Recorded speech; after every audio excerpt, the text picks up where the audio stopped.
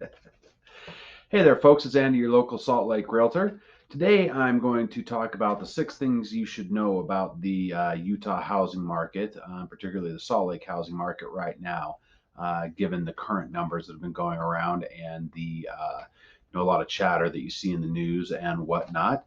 But before I dive into that, I would just ask that if you do like what you're seeing here on Salt Lake Lifestyle, that you will like this video and smash that subscribe button for future updates of new videos that I put out. So, without further ado, here are 6 things you should know about the Salt Lake market right now. According to a Market Watch article from July 5th, they interviewed Nadia Evangelou, senior economist and director of forecasting for the National Association of Realtors.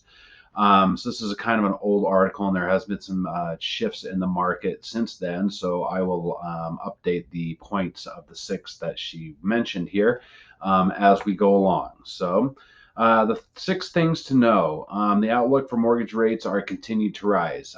This was according to the article, but since then, interest rates have come off of their highs of around 6% in June. Steve Christensen, my American Pacific mortgage lender, preferred lender, has said that he's currently doing loans in the 5.5 to 5.375% neighborhood for 30-year fixed mortgages.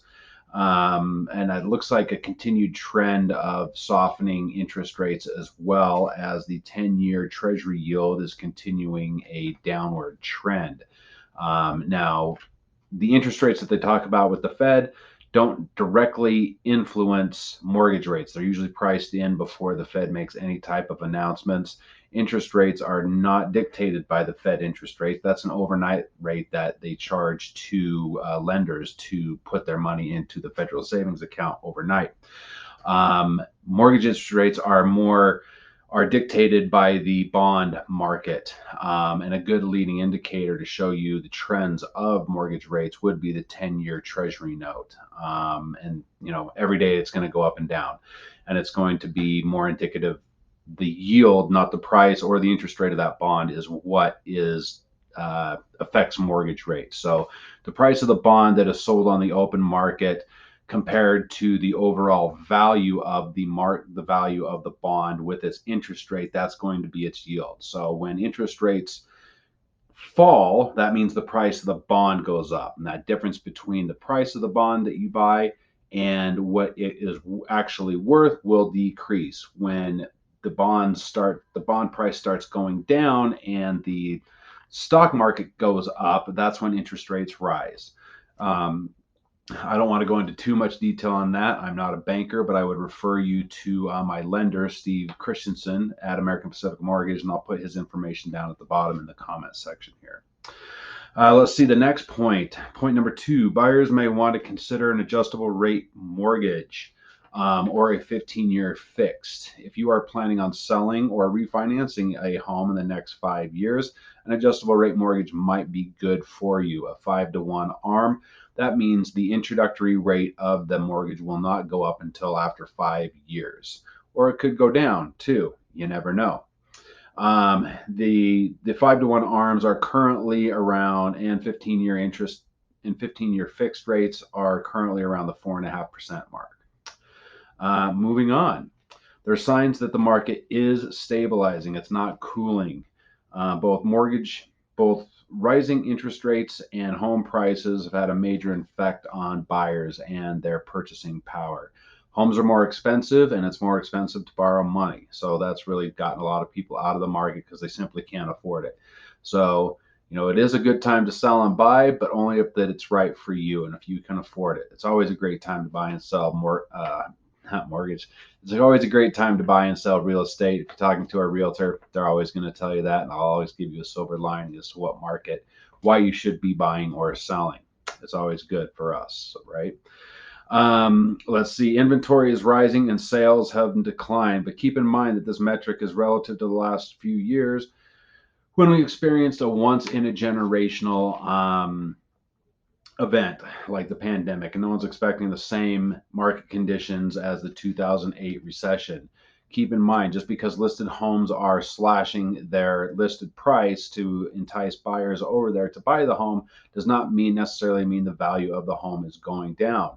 When you look at it, the value of property since 2007, they are still appreciating. No one's expecting double-digit percentage in home appreciation. They're expecting it to be coming down into the teens right now, and not single digits, simply because the supply of homes is not out there.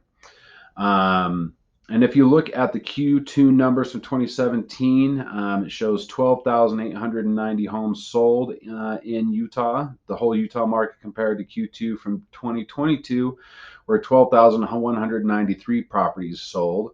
That's only a 5% difference from 5 years ago, when buyers were also complaining about a lack of inventory at that time. And currently, absorption rate is only 3.72 months. That means that if the no homes were to hit the market today, it would take 3.5 months, 3.7 months to sell all the existing inventory that's out there today. A normal healthy real estate market is a 6 months of inventory. So just keep that in mind, that it's all relative. Please ignore all of the news articles that are indicating that the sky is falling with the real estate market. It's simply not true. The data does not show that. All the comparisons they're showing are relative to the last 2 years. Again, when we saw a once in a generational event, and we're obviously going to have some sort of correction in that market. It does not mean we're going to have negative valuations. It just means the market is stabilizing. A good comparison, or a good analogy, would be toilet paper. Toilet paper was hard to come by. Now it's not. Not all the toilet paper aisles are completely stocked, but you can get what you want. And yes, the prices have gone up, kind of like housing. All right. Another indication that signs of the market is stabilizing is the builders are offering incentives, and seller paid closing costs are starting to creep back into the data as well. Next thing you should know, point number 4, is institutional buyers may increase competition for first-time home buyers. Again, this is going to put more pressure on what limited inventory we have out there. Research has shown that institutional investors may be taking a significant portion of homes that would otherwise be sold to first-time and lower-income buyers, said Ms. Evangelou. The 5th thing to keep in mind is that home prices will continue to rise, but at a slower pace. As I alluded to just a second ago, there's still a housing shortage, and prices will not drop in 2022. You're going to see reduced list prices. That does not mean the home is not appreciated in value, okay? If you do have questions about that difference, I'd be happy to schedule a time to talk with you and go over the difference on that. With home builder sentiment waning and fewer new starts on the horizon, this will reinforce the shortage. So a new study came out, a home builder sentiment. They're not too happy about the way things are going, home builders, that is. And that means that the inventory is still going to be highly pressured with buyers. We still have the same demand, but demand is still there, but the inventory has not kept up with that demand. And then finally, inventory is rising. Utah market has seen a 15% increase in total number of listings for Q2 from the same period of 2021. If you look at the home sales per quarter for the last few years, the home sales, like I said, are only off about 5% from where they were in 2017. And if you look at Salt Lake County in particular, we're off about 19.5% from where we were in the same time, second quarter of 2017. But when you look at the difference between the homes listed, active listings, versus the total number of homes sold between the second quarter of 2017 and the second quarter of 2022, we're only 1% off of that difference. So homes are being sold. You just need to expect that if you do choose to list your home, depending on the area and the features and the condition of your home, it may take 30 to 60 days to sell. That's a normal market. So that's it. 6 things to keep in mind with the Salt Lake market and Utah market right now. If you do like this video, I hope you will like it and subscribe it and share it to all your friends. My name is Andy Duggins, your local Salt Lake Realtor, and I look forward to seeing you on the next video. Have a great day. Bye-bye.